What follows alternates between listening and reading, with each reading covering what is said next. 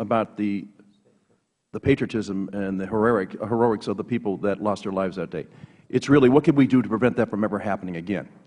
And I'm kind of surprised. You know, I come from Western Pennsylvania, and people look at things in maybe a little different fashion. When I'm not down here in Washington, D.C., amid all these brains and all the intelligence, and you get back home and you talk to people, if I were to say to you, Lieutenant Colonel Wood, what does 9/11 mean to you? This last 9/11? Just 9/11. Like I would say, December 7th. What does December 7th? 9/11 usually means... It's an attack upon the United States of America. Mr. Nordstrom. The same. Ms. Lamb. The same. Ms. Ambassador. Absolutely, sir. Okay, so if you can all connect the dots right here, why in the heck did it take so long for all these highly briefed and intelligent people to try and figure out that it actually wasn't a 15-minute YouTube video? It actually was a 9/11 event, a terrorist attack? Now, I don't know that this stuff about what's classified and not classified is getting confusing for me, because I sat in a members-only briefing, and Mr. Chairman, I asked, and this is on September the 20th, with Secretary Clinton and some other personnel. Is that something we're allowed to talk about or not allowed to talk about? If it was in a classified setting, the only thing that I would think would be appropriate is any inconsistencies you've seen in testimony today you could relate. Otherwise, the specifics, I couldn't judge it. Okay. Well, it comes down to this. What caused this? And Ms. Lamb, I read through your testimony. It had to be horrible to sit there and watch it in real time, what was going on. And I read another account where this is kind of strange. That same night, this is about the ambassador. At 8:30 p.m., the ambassador said good night to a visiting Turkish diplomat outside the compound, and the streets were empty. But at 9:40 p.m., noises, gunfire, and an explosion were heard by the agents located in the TOC building or TOC in Building B. It is absolutely preposterous to me that we would watch Ambassador Rice go out and say what happened 5 days later, that I would sit in a briefing and it was, no, you have it all wrong. This is not a terrorist. This is a result of a 15-minute YouTube. Now, we are either in denial or, unfortunately, and I know some of the members are concerned because I got to tell you, it's very unfortunate that terrorists don't recognize that this is an election year. And they tend to just do what they want anytime they want to us. And when we have a weakened position around the world, and when we leave our embassies and our consuls and our people as unprotected as we do, and then we say, you know what, this is terrible because this is 27 days before an election. Why are we bringing it up now? And I ask the same question. Where the heck were we before 9/11, this 9/11? Why weren't we questioning it then? My goodness. 230 security incidents in Libya between June of 2011 and July of 2012. Of those attacks, 48 took place in Benghazi, 2 of which at the U.S. diplomatic compound and the scene of the September 11, 2012 terrorist attacks. And we are still saying, I think it's a result of the video that was on YouTube. And this is based on intelligence. Now, listen, I got to ask you, Ambassador Kennedy, because you say you couldn't possibly have had a different idea about it than Secretary Rice did when she went before the nation on September the 16th. I'm going to tell you, this thing smells. From every single, listen, it waddles like a duck and quacks like a duck. It's a duck. And for you to come in here and say, well, it was based on some of the things I knew, but I can't tell you all that I knew. We've got 4 Americans dead. And I got to tell you, it's very upsetting for me to go back home and look at those people in the eye, people who don't do what we do here with all the briefings and all the intelligence, just guys that go out and work every day and women that go out and work every day, and they can come home and they can figure it out. But we're still trying to figure it out and piece it together, and you watch it in real time. And the account wasn't there. The ambassador is that night saying goodbye to a Turkish friend outside the gates, and everything was quiet. But my goodness, those terrorists got a hold of that, or these Islamic extremists got a hold of that video, and between 8:30 and 9:40, they decided to just go crazy. And Africa's on fire. And Mr. Norris, thank you for pointing out, as Mr. Romney did, that hope is not a strategy. And I feel sorry for you and Lieutenant Colonel Wood to have to come here because it is you who are on the ground. You're not watching in some faraway room in real time. Your people are there in real time. We've watched our colleagues be killed. And the question doesn't become, what is it that we didn't know? It is because we have become lax. We have dumbed down. We've turned down the dial. You know, by the way, the same time, and I know it's about the money to some degree, right? Although I saw a whole list of all the things that we were able to do to you. Apparently, it wasn't for the money there. Did you know that at the embassy in Vienna in early May, we did a beautiful, beautiful presentation of the embassy going green. Spent $101,000, $110,000 on a little electrical thing to plug the cars in. Had 2 volts there. Had 100 people there. We're sipping champagne and eating hors d'oeuvres. And my goodness, my goodness. On September 11th, we had a tough day and a couple bumps in the road. I thank the gentleman. I got to tell you, Mr. Chairman, I appreciate it. I know I'm going over, but the people of America should be outraged to have to sit here and listen to what we're saying and say, what are we doing to protect the other embassies and our personnel on the right? They are true patriots. But you know what they rely on? The State Department for their security, and we let them down. Thank you, Mr. Kelly. There was no question there, Ambassador. I perceive no question. The gentleman felt he had no question. With that, we go to the gentleman from Florida for 5 minutes. Thank you, Mr. Ross. Thank you. Mr. Nordstrom, earlier in your testimony, you were discussing your recollection of the conversation that you had with 2 agents in the room regarding the denial of the extension of the SST. Now, and it was your understanding that you were not to request an extension at that point. Is that correct? That's correct. And who was on the other end of the line that told you that? I was on the telephone call with Das Lamb. Okay. Was Ms. Lamb on the phone call with you? That is Das Lamb. Sorry. Okay. Yeah. So she did tell you that. That's correct. Okay. Now, she just the other day in an interview with the committee indicated that on your July 9th cable to Washington requesting security personnel, you didn't formally request an SST extension. In fact, you just made a recommendation. Can you explain if there's a difference between recommendation or request? I and Post felt that was a pretty clear request for resources. Had you done it before with the idea that it was a request? I believe it was also titled Request for Continued TDY Staffing. And it was a denial of that extension? Well, actually, we never actually received a response. Other than that phone conference? Other than that phone conference that you were on? Correct. We never received a response to the And as a result of that phone conference where you were denied, did you seek any further effort to follow up or make a re-request? I believe, actually, to clarify, the telephone call was prior to sending in the cable. What we decided, since we continued to get resistance, instead of specifically asking for SST or MSD or whatever, we just said, you know what, give us the 13 bodies, wherever you come from, and that's the way in which we crafted the cable. Now, Mrs. Lamb, you testified in an interview with this committee that you trusted your RSOs in the field, such as Mr. Nordstrom. Now, how do you square that statement with you telling Mr. Nordstrom that you would not support an extension of the SST? The cable that he sent in indicated that any of the categories. But before the cable was the phone conversation. That's correct. And you wouldn't support his request or his recommendation at that time? Because we had Department of State diplomatic security assets that could do the same functions of the remaining. And that was explained to him as well? Yes, sir. Now, Lieutenant Colonel Wood, I understand that you were the senior officer of the SST team. Is that correct? That's correct, sir. And do you have any reason to believe that if you had to go up your chain of command at AFRICOM for a request from the State Department that they extend the tour of duty of an SST, that your chain of command would not grant that? Absolutely. General Ham was fully supportive of extending the SST as long as they felt they needed them. So the resources were available for the SST? Absolutely. And had they been there, they would have made a difference, would they not? They made a difference every day they were there when I was there, sir. They were a deterrent effect. Thank you. Now, Ambassador Kennedy, just real quickly, and everybody's been beating this, and I understand it, but I just want to reconcile it in my own mind.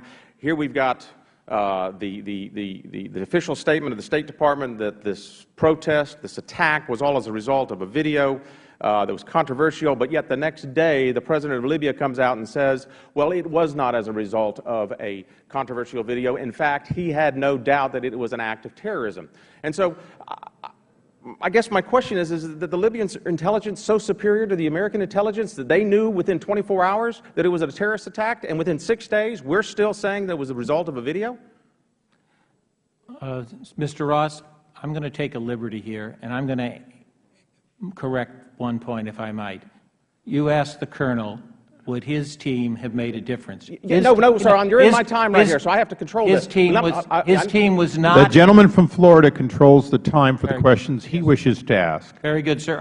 So the intelligence between the Libyans and the Americans just wasn't the same. Apparently, they were more superior. Now, if they were more superior in their intelligence, and you testified just earlier that you were still gathering information, that's why you didn't say it was officially a terrorist attack, then why in the world did you say it was anything at all when you put Jay Carney out there and Ambassador Rice to say that this is a result of an inflammatory reaction to a controversial film? Sir, it begs the question, what happened? Was it as a result of political pressure trumping professional protocol? Was it not? Mr. Ross, I have been a career Foreign Service officer for 39 years. I have served every president since Richard Nixon. And I have directly served 6 Secretaries of State, Democratic and Republican.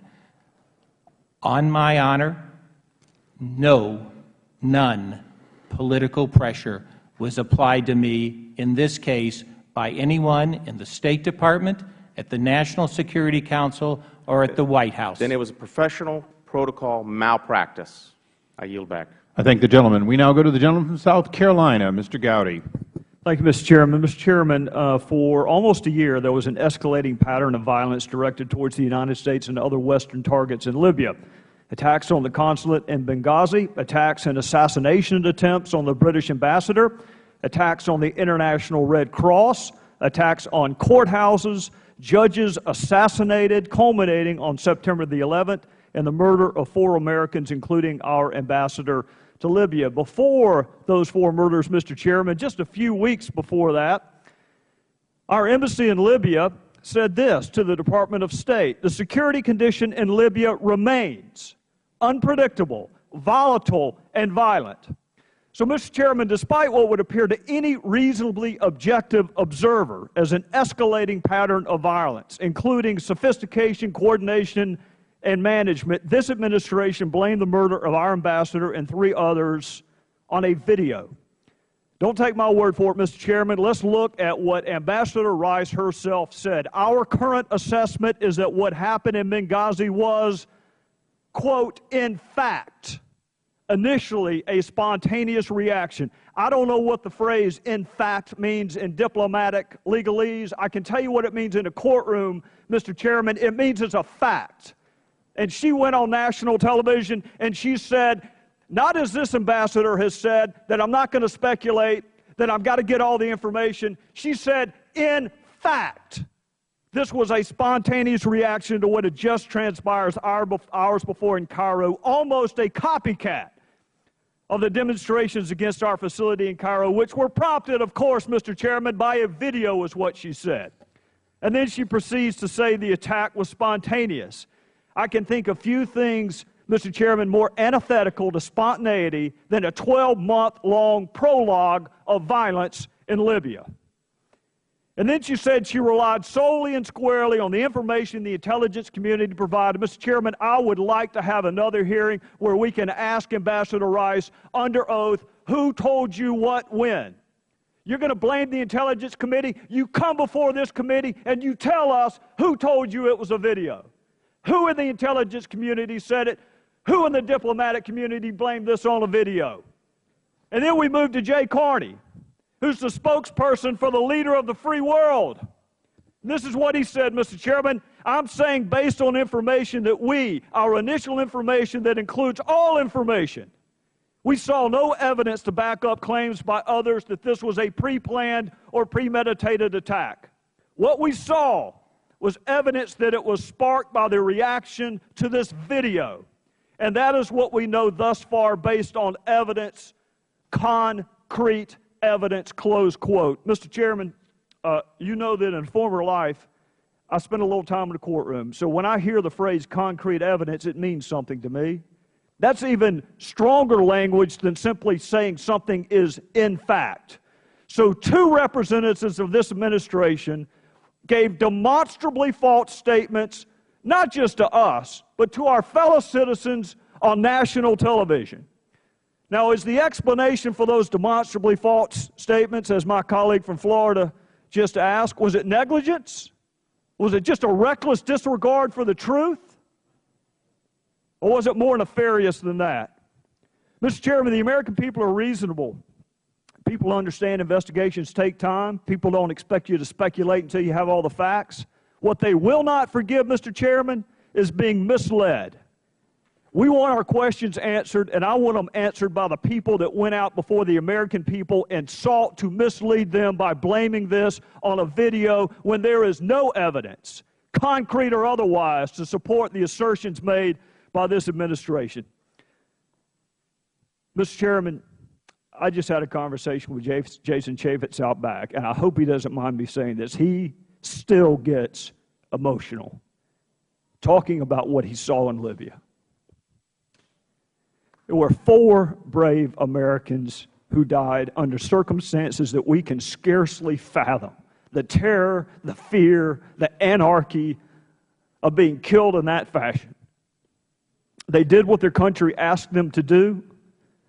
They stood post under dangerous circumstances even after requests for security were denied. They stood their post. The least we can do is stand this meager post that we've been assigned and demand that this administration speak the truth to the people it's supposed to serve. This was never about a video. It was never spontaneous. This is terror. And I want to know why we were lied to. And I yield back. The ranking member, yes. Yeah, I have to, as an officer of a court, I'm looking at the transcript from the date, and I'll read it if you want. I mean, to sit here and accuse one of our fellow citizens and Secretary Rice of lying, that's a very, very serious statement. And I'm very concerned about that because, I mean, she made it clear over and over again that she was dealing with the information that she had at that moment. And she said it over and over. I've looked at every single interview. And I think we have to be very careful. Just as the gentleman talks about he wants the truth and all that to come forth, I'd be happy to join and have Ms. Rice come up here. But I think we've got to be careful. A distinguished attorney, a distinguished woman, she made it emphatic. She said, this is the information I have at this moment. Okay. I appreciate the gentleman's comment. I would inform the committee that the ranking member and I will be requesting a classified interview at the earliest possible date, perhaps as early as next week, that would be similar to the one that Ambassador Kennedy was in yesterday, and we'll inform both sides as soon as that's been granted. Additionally, it is our intention to follow all of the clues to where they lead, including how a week after this people could still say with certainty that in fact something was true that we now know not to be true. And I appreciate the ranking member's statement. Thank you, Mr. And I thank the gentleman from South Carolina. With that, we now go to the ever-patient senior member of the I'm sorry. We now go to the equally patient gentleman from Texas, Mr. Farenthold. I'm not sure my wife would agree with you on patience, but... Well, she's actually more patient than you. We've met her. Anyway, after listening to Mr. Gowdy, we have a list of 4 brave Americans who gave their life for this country: Ambassador Stevens, Sean Smith, Glenn Doherty, and Tyrone Woods. And I think Mr. Gowdy hit it on the head. At best, this is negligence. We have an ongoing pattern of requests for more help and it not going up the chain of command. How many more people are we going to have to add to this list? And that's what I want to pursue in this line of questioning. And I'll start with Mrs. Lamb and Ambassador Kennedy. Are there other embassies similarly situated, or other State Department outposts that are asking for more help because of volatile situations that are not getting it? In volatile locations, no, sir. RSOs just need to confer with their post management because it's a matter of bed space and logistical issues and the request and the justification for what these personnel will do. And it's granted. If we don't have permanent assignments to put there, we immediately put temporarily assigned agents there. So there's not a budget problem. It's not y'all don't have the money to do this? Sir, if it's a volatile situation, we will move assets to cover that. But would you have considered, at the time, did you consider Libya to be a volatile situation? Sir, absolutely. And the desk officer sat down, talked and sent emails and came to an agreement with Eric Nordstrom. We were trying to get a clearly defined list of exactly what he needed out there. So how long does this have to get tied up in bureaucratic red tape? To me, it's like saying, we're on fire, let's figure out how many firemen to send. Let's just send some. Sir, we did provide everything that he asked for. All right. Sir, do you want my response to that, too? Thank you very much, sir. The answer is we did provide resources, and as a point of clarification following on your question, there's been a large discussion here about the SST team headed by Colonel Woods. The SST team was the Tripoli team. Okay, I want to go to Mr. Nordstrom because he was there on the field. You guys I was talking to you guys about what's happening in D.C. Do you think it was on fire and you needed more people and you communicated that urgently up the chain of command? I think that my cables stand as they are in terms of addressing the assertion from Das Land that there wasn't a specific or detailed list. For the members that are here, they can see that it's more than detailed. I also have a number of memorandums that went back as far as February detailing not just the numbers we needed, but the specific hours those people would be working and the duties. And you didn't get them? Well, I think the question to be asked is, again, as was asserted after my July 9th cable, that the plan was to source our security needs from the Department of State rather than from the Department of Defense. Right. I think the question is, I mean, were those resources ever right. provided? And I think the answer is no. Okay. Do you have anything to add, Lieutenant Colonel Wood? No. Okay. I realize you guys don't, Lieutenant Colonel Wood, Mr. Nordstrom, y'all don't have the level of information that Ms. Lamb and Ambassador Kennedy have, but having been in the biz, so to speak, do you think there are other embassies out there and other State Department facilities similarly situated to what we had in Libya that are at risk today? Sir, it is my impression that the cookie-cutter approach or some sort of a plan was being applied to us.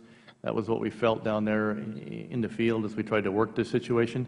And certainly Libya met none of those requirements. And as a former military person, historically it's been the Marines that have protected our embassy, and for a variety of political situations, and I need point no further than Iraq, with the huge amount of money we're spending to protect our embassy with contractors, when for political reasons or whatever, we are not putting Marines in. Do you think that's a good idea, that we're doing that, we're not relying on the Marines?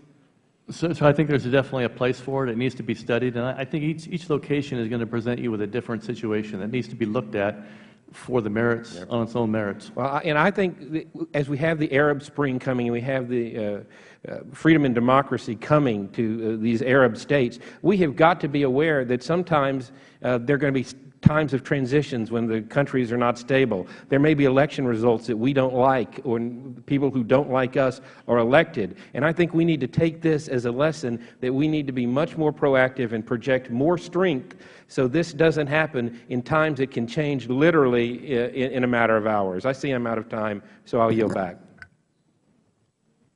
I thank the gentleman. And with that, we're going to go to our very patient invited members of Congress, starting with the senior member from the Foreign Affairs Committee, Mr. Rohrabacher.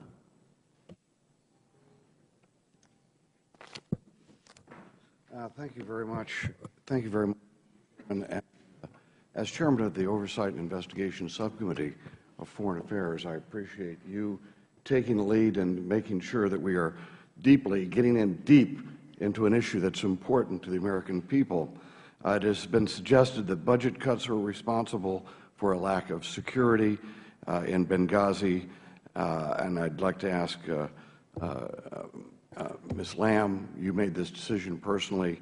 Was there any budget consideration and lack of budget which led you not to increase the number of people in the security force there? No, sir. Okay, that's all I need. Thank you very much. Okay, so it wasn't a lack of money, as we've heard by some people trying to suggest that. Was it a lack of intelligence? Was this a failure of intelligence, or was it a lack of competence? Or is this just something that will happen? No matter how we try, how competent we are, we're going to lose lives like this. Sir, this was an unprecedented attack in size and ferocity, as the words of RSO Eric Nordstrom. And as long as we have the need to be outside of the wire in these volatile countries, we can't. Okay, well, let me just note that I do not believe that that's the case, but I think that you honestly believe that. There are other factors involved here that make us vulnerable or not vulnerable to these type of evil forces that are in the world. So I'd like to, I know we've touched on these issues of preparedness, et cetera, and the bureaucratic things that people go through to make sure that we don't have this type of suffering and loss of life. But I'd like to focus on not the bureaucratic planning and what could have been done and not done. I'd like to focus on one other area. We heard from one of our colleagues a list of names of those who killed during the Reagan administration who were killed by terrorists.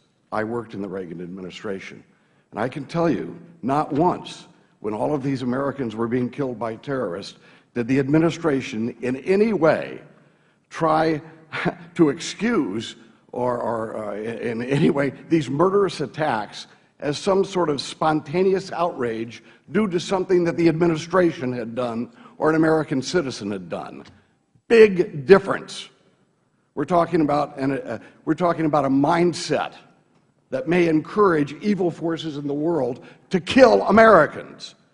This administration has been bowing and scraping to try to prove its sincerity and friendship-seeking to the Islamic world since day one. It has projected not strength, but weakness, and has demoralized our friends and emboldened our enemies, which perhaps had something to do with people who took a long time to plan out this kind of attack. This mindset might be seen in a psychological minimizing of the threat of radical Islam in general, and maybe even specific situations. This mindset might also be seen in situations like this when we're trying to describe and come to the realization of what happened in a horrific terrorist attack on our people. For example, there is a mindset that might lead people who are here testifying not even to use the word terrorism in their testimony when we're talking about a terrorist attack that murdered our ambassador. That's not your fault, but there's a mindset there somewhere that says the word terrorism doesn't come into your written testimony. I would also suggest that we need that mindset maybe when people jump to the conclusion, because it's an easy conclusion, to blame a filmmaker and let terrorists off the hook for responsibility of these terrorist acts. Yeah, that mindset of minimizing the threat of terrorism and blaming it on us. Freedom of speech in America, we permitted a film that created outrage overseas instead of putting the blame where it belongs. And that's where the testimony from Mr. Kennedy comes in. Mr. Kennedy, we need to understand that whole scenario after this event, to understand the mindset that may be at play here. We need to understand the scenario of what happened. 6 days afterwards, we know the American people were given false information about who was responsible. You are here today, and you're unable to give us a view of how that came about. And the fact is, as far as this member of Congress is concerned, you were engaged in stonewalling or a cover-up or whatever it is. Let me ask you flat out. Did anyone tell you not to answer this question? Absolutely no one. So you have taken it upon yourself not to answer what is a simple scenario. When did you first know about this? Or as they said during the Nixon years, when did you know, what did you know, and when did you know about it? But you're not able to give us that answer. If I could respond, sir. The gentleman's time has expired, but the ambassador may respond. Let me quote exactly what Susan Rice said on that Sunday talk show. But our current assessment, based on the information that we have at present, is that, in fact, what this began as was spontaneous, not premeditated. Right. She said very specifically, based on our current assessment. And, Mr. Chairman, the retort to that is we're not just talking about her one statement. This is, if you notice, this innuendo and this blame for the time immediately after was what we all heard about it. It was the film. How many times didn't the Secretary of State use the word the film? So it's not just one speech that you're talking about, which you may or may not be correct. This is something that we need to get to the heart of the matter. Thank you, Mr. Chairman. I thank the gentleman. We now go to a gentlelady from Florida who is extremely familiar with law enforcement and how it is to be worked. Ms. Adams.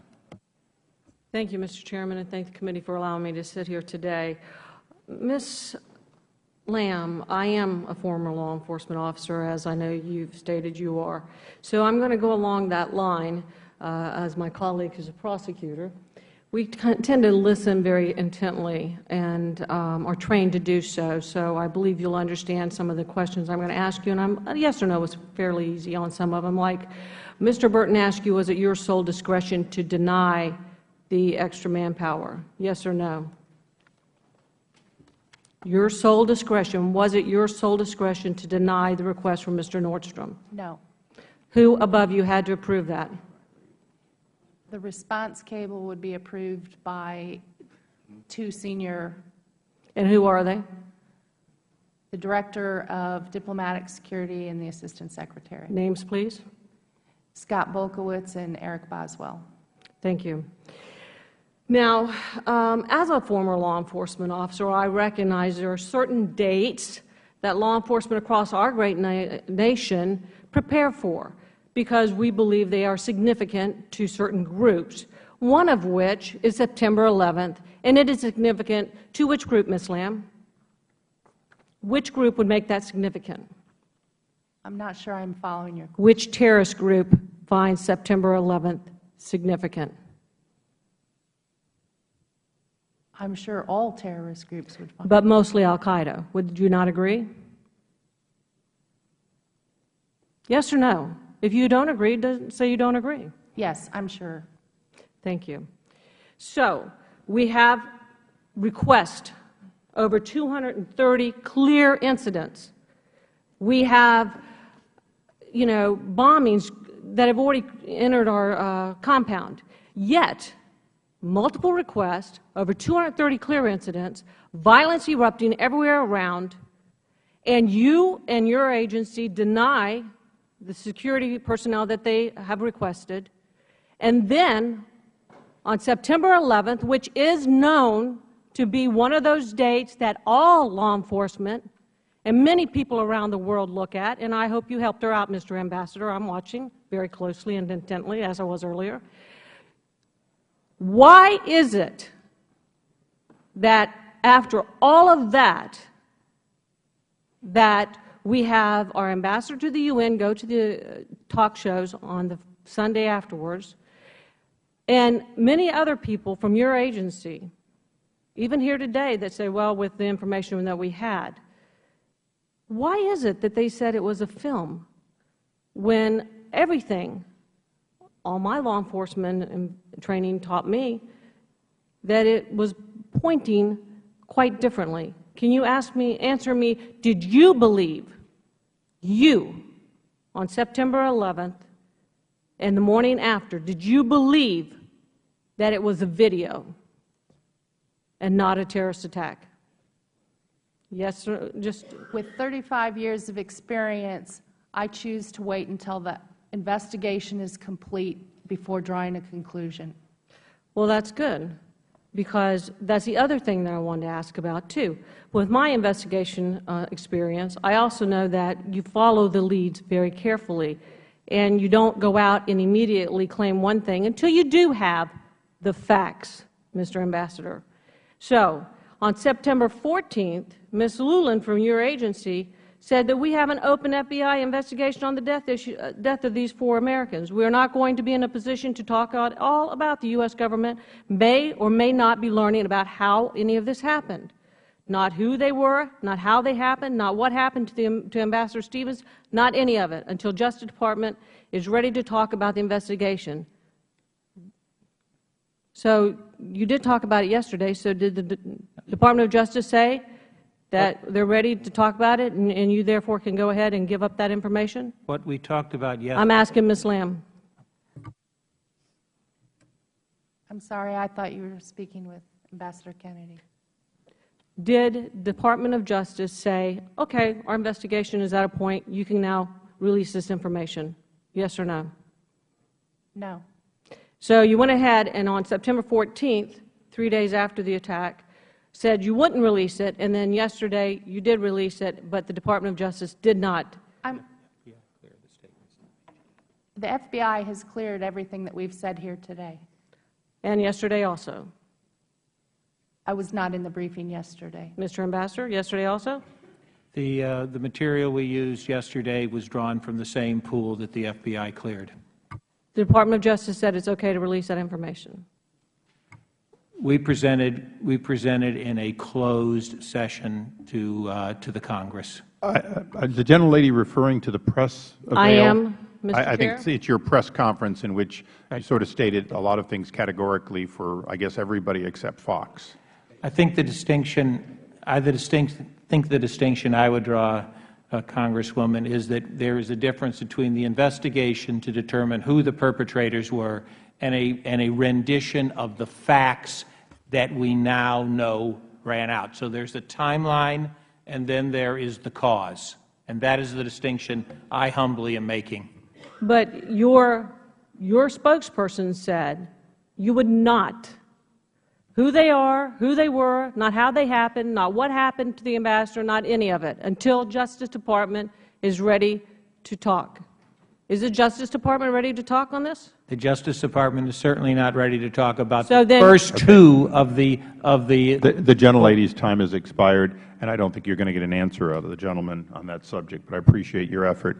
The Chair would inform everyone that we're not terribly interested in a second round. I'm going to ask a couple of very quick clarifying questions, and then if anyone really has a burning desire, they may. Otherwise, we'll conclude. Everyone's been very generous with their time. And it really boils down to, there was a statement that hasn't been covered any further, Ambassador Kennedy, that the DC-3, an aircraft that was available, was taken away because, quote, commercial airline capacity was created, correct? Correct. Okay. So why are there 5 fixed-wing aircraft, at least one of them very big, quite a few of them big, and 35 helicopters in Iraq, even though they have commercial aircraft? There is no safe commercial air service available within Iraq. There is safe commercial air service available to and from Libya, sir. Okay. So Libya is safe, Iraq isn't. In terms of air service, specifically to move people in and out of the country. Okay. I just want to make it clear. Additionally, and I'm not trying to unreasonably use a prop, but I was given it, and I used it in an earlier hearing. Everyone that goes to Iraq gets one of these, or at least an opportunity. This is from a brigade-sized force of diplomatic security personnel. Thank you. It looks better this way. Do you recognize, have any of you seen it in Iraq, Ambassador? Ms. Lamb? I've never seen that, sir. It's been told to us in testimony that between 80 and 100 diplomatic security personnel have been working in Iraq over the last year. Is that roughly right? 88, yes, sir. Okay.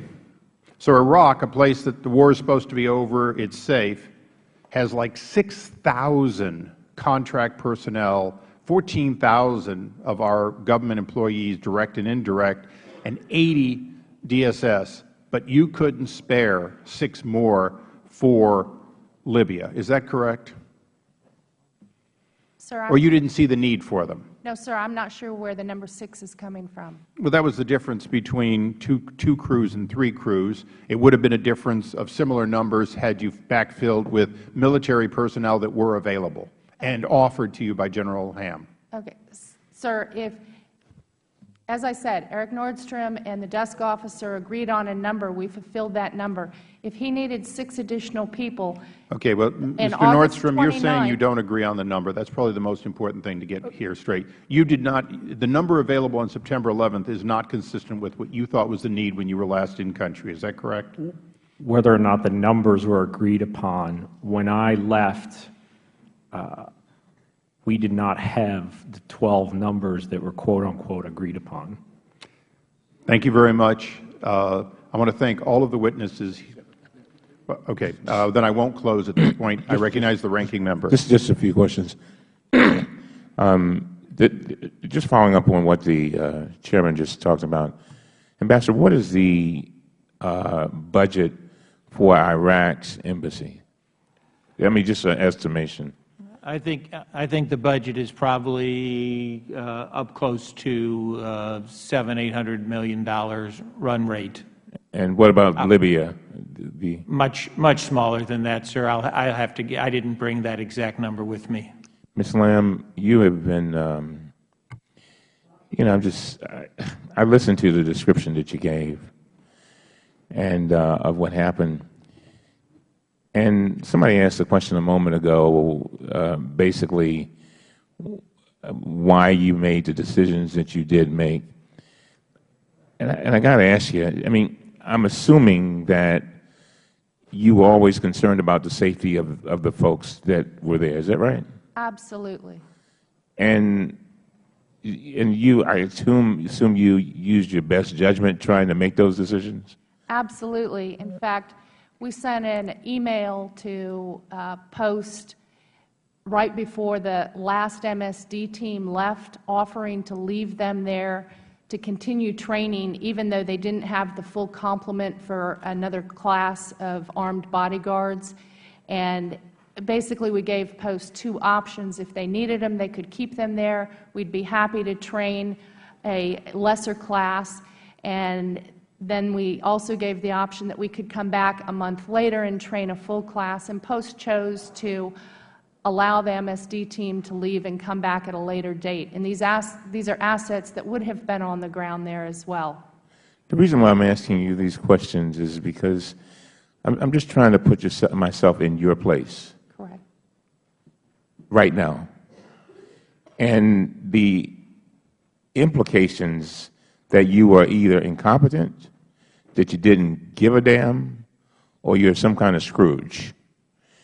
And I don't think you're any of those. And I just want you to I'm just giving you an opportunity to respond to that. Sir, we do have limited resources, and it is very important that we have our regional security officers in coordination with their emergency action committees at Post and with their ambassadors clearly lay out and articulate exactly what they need and why they need it. And Eric Nordstrom did a fantastic job. He had a very difficult job as the first RSO going in there. And sometimes putting pen to paper and sitting down and coordinating a transition exit strategy, especially for the SST, was very difficult. And we engaged him on a regular basis to try to come up with this exit strategy that we could all agree upon and to move into it gradually. Every time the Mobile Security Division left, there were 3, before each team left, they spoke with RSO Nordstrom and they spoke with the ambassador at Post, and they reviewed everything they have accomplished and what the Post needs still were going forward, and they got permission to leave before they left Post. Are you satisfied with your decisions? I made the best decisions I could with the information I had, sir. Thank you very much. Thank you. Mr. Kelly, you wanted to make a brief statement closing. I did, Mr. Chairman. Thank you. And all of you, thanks for being here. Listen, I know there's incredible pressure put on you, but you're all part of the executive branch, not so much the 2 officers, but You know, there is a time, and I said earlier, these things come at a bad time, and people talked about being 27 days before the election. But every once in a while, you have to worry more about running the country than running for re-election. And you have to make decisions as the executive. And you have to make sure that the staff you have on board is really somebody that you can rely on all the time. These folks have to rely on you to make the decisions. While we can do some things with appropriations, some oversight, it does come from the executive branch, and all these things fall into place. If you look at the organizational chart of this government, the State Department, Secretary of State has a great deal of responsibility. We lost 4 American lives. And I would think that as we go on, we have to ask these type of questions, and we have to ask, what did we learn from the losses? And if we do have people out there that are in harm's way, are we protecting them the way we should? Are we making the commitment to them that made aid to us? I mean, they put their lives on the line, and then I keep hearing about, well, we didn't have the resources, but that's not true. It's priorities that count. How do you prioritize those monies that you have? And I got to tell you, I've watched this thing now since September 11th. I'm trying to understand why in the world we've sat back and we're continuing to try to find out who to blame. The blame is that there's a group of people in the world that are really bad people, but we have to be able to deal with them. The other question is, we put our people in harm's way. Did we do the best job we could to protect them? They put their lives on the line. Did we do everything we could to protect them? And after what's happened in Benghazi, what have we learned from that? And I know I saw you're in law enforcement, yes. And I would tell the CSI Benghazi, there is not a crime scene that's been more contaminated than the one that's there right now. How would we learn from that after what we've allowed to have happen? So I know that it's been a long day for all of us, for you specifically, but for those 4 Americans and the families that lost those lives, it's a much longer day. And for those, Lieutenant Colonel Wood, Mr. Nordstrom, those are your colleagues. It hits you deeper than any of us. So I do appreciate you being here. I know how difficult it is, but I would like to say that as elected officials, we have a commitment to do what when we took our oath of office. It has nothing to do with Republicans or Democrats. It has to do now with Americans and patriotism, and we better start to be able to look at this and place emphasis on where it needs to be. And Mr. Chairman, I thank you very much. I thank you. Mr. Jordan. Thank you, Mr. Chairman, and I'll be brief here. You know, in a 13-month time frame, we had 230 security incidences in Libya. When the 231st happens, the administration blames it on a video. We got 2 guys on the ground who repeatedly ask for additional security personnel and are denied. Denied by people who've never been to the country they've been in for months at a time.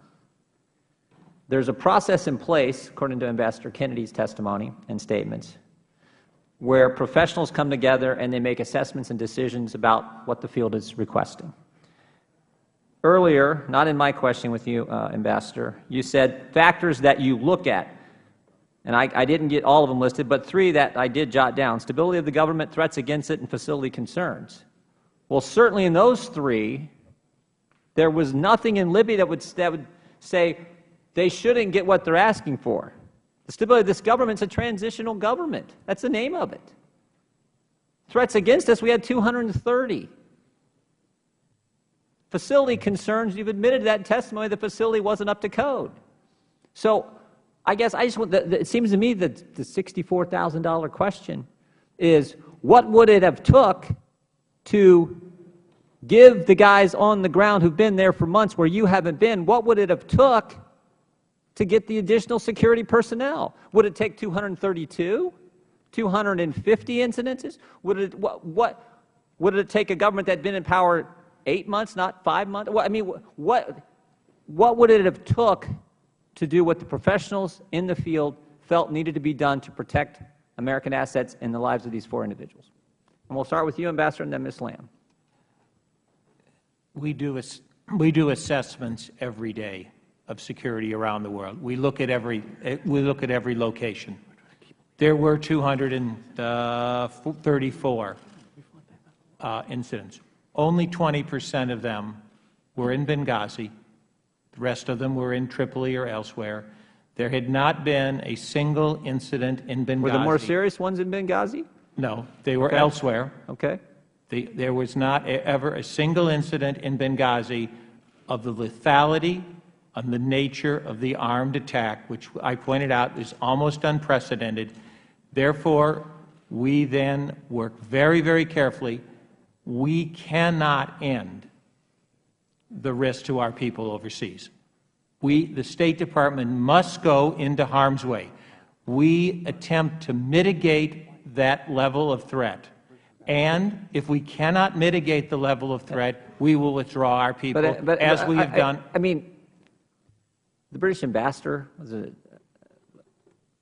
was it assassination? Our embassy was bombed twice. I mean, I guess what we want to know is, what does it take to, again, this is not Congress saying, oh, you need to send. These are the professionals in the field who say we need more security personnel in Libya. Okay, maybe all over this is for Libya, the whole country, and you guys say no. And you allude to in your testimony this process of considered judgments of experienced professionals in Washington.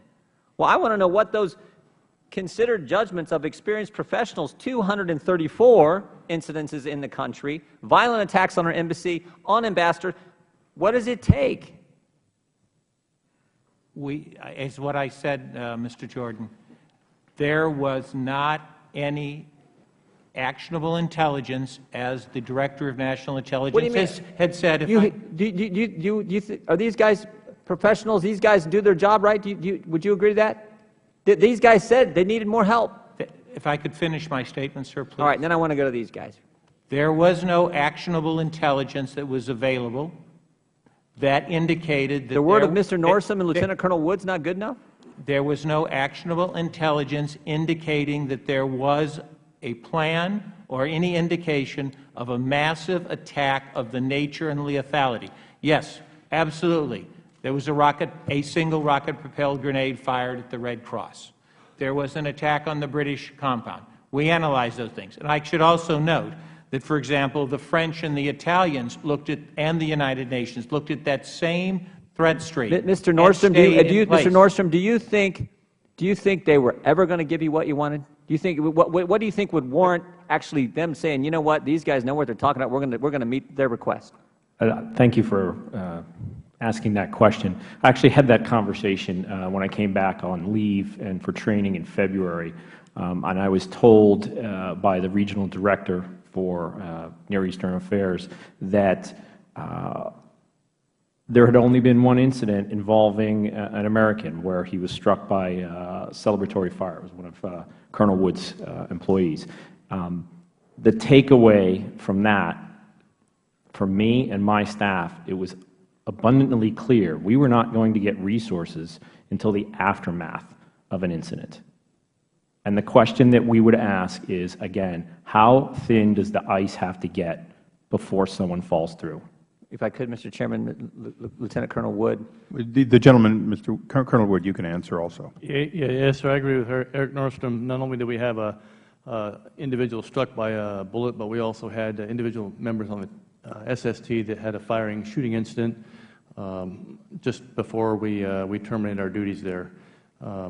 Again, pointing to the instant ability for anything to happen there. It was an attempted carjacking, and there was shots fired going both ways. If I could, Mr. Chairman, Lieutenant Colonel and Colonel Wood and Mr. Nordstrom, were you pulling your hair out? Were you just flabbergasted that, like, what can we do? What can we say? What can we put in writing? What can we say on the phone? What else can we do? Was that your sense, an attitude when you got the answers from Washington that you did? We were fighting a losing battle. We couldn't even keep what we had. We were not even allowed to keep what we had. If I could add to that, it was, I told the same regional director in a telephone call in Benghazi after he contacted me when I asked for 12 agents. His response to that was, you're asking for the sun, moon, and the stars. And my response to him, his name's Jim, I said, Jim, you know what makes most frustrating about this assignment? It's not the hardships, it's not the gunfire, it's not the threats. It's dealing and fighting against the people, programs, and personnel who are supposed to be supporting me. And I added it by saying, for me, the Taliban is on the inside of the building. Mr. Chairman, I want to thank our witnesses, in particular Mr. Nordstrom and Colonel Wood, for coming forward. Thank you very much, gentlemen. I want to thank all of our witnesses additionally. In the case of Lieutenant Colonel Wood and Mr. Nordstrom, if as a result, perceived or actual, of your testimony here today, you're in any way approached or anything happens in your professional lives with the United States government that you have any questions about, please come to this committee. We take the work of whistleblowers and people who give testimony very seriously. You've been critical to bring out things that would not have come out of the ordinary course of the administration. I'm going to close only with two comments that I took away from today. One is that you don't reduce security at the same time as you're increasing hazardous duty pay. It doesn't make sense. I haven't heard that question asked and answered. I've only heard that it occurred. And I think the State Department should take away from today an understanding that that sends a message that says, we'll pay you for the risk. We will not pay to have you made safer. That's the impression that anyone would get if you reduce the staffing below recommendations or requests and then increase the pay. I don't think that's what the men and women who serve us overseas want. I know that pay and compensation for hardship is important, but safety comes first, especially on these unaccompanied assignments. Lastly, Colonel Wood, I have a Marine fellow that works for me. Actually, I have a former Marine fellow on the side there. The United States military very generously delivers people for other branches for their needs, and in return, those individuals come away understanding and more able to do a variety of jobs. Your time working with the State Department is invaluable as you continue your career. I would only say that whether you're talking to your National Guard commanders or the SecDef or others, that we do appreciate the fact that our men and women have varied careers in which they can assist others with assets that would not be available and then take that back to their units. And I want to thank you for your service and use you as a conduit for so many men and women who around the world have added to what otherwise would not be there in the way of security and protection. And with that, we stand adjourned.